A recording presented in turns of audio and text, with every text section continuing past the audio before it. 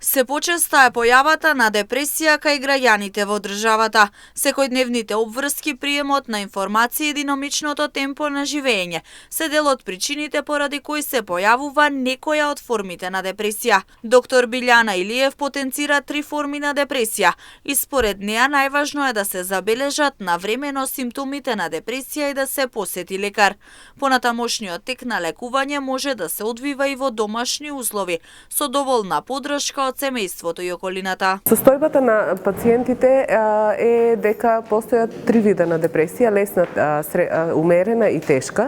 Со лесна депресија пациентите и со умерена и со тешка може да се лекуваат не само хоспитално, може да се лекуваат и во домашни услови доколку имаат поддршка, грижа од семејството и доколку се прифатени од социјалната средина. Само е потребно да се појават на време на преглед кога ќе почувствуваат првите симптоми, а тие симптоми најчесто траат околу 2 недели, и да дојдат на доктор, да си ги кажат своите маки, за да може ние психијатрите да им помогнеме и понатаму да водат нормален живот. Како еден од најефективните начини на кој може да се избегне појавата на депресија е селекција на информации, децидна Илиев.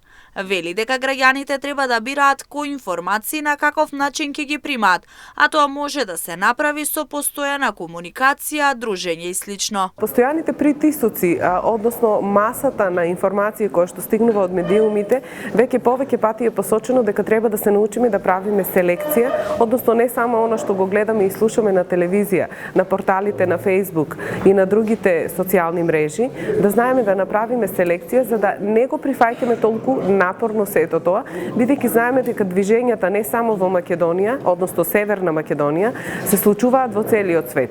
Значи, економската криза, преселбата, миграцијата на луѓето, емиграцијата на луѓето се случуваат кај сите народи, раси, популации. Јас за ова бев и на конгрес во Неапол еднаш, имав и тема за тоа и комотно можам да кажам дека таа селекција на информациите и соработката, размена, дружење, размена на информација, она што ќе го видите и слушнете од некого, разменете го со друг, можеби тој слушнал нешто друго, па ќе можете да донесете заклучок, односно да сватите дали тоа нешто е точно или е не. Депресијата е една од најпостојаните заболувања во овој век, односно 5-та на листата после кардиоваскуларните и останати заболувања.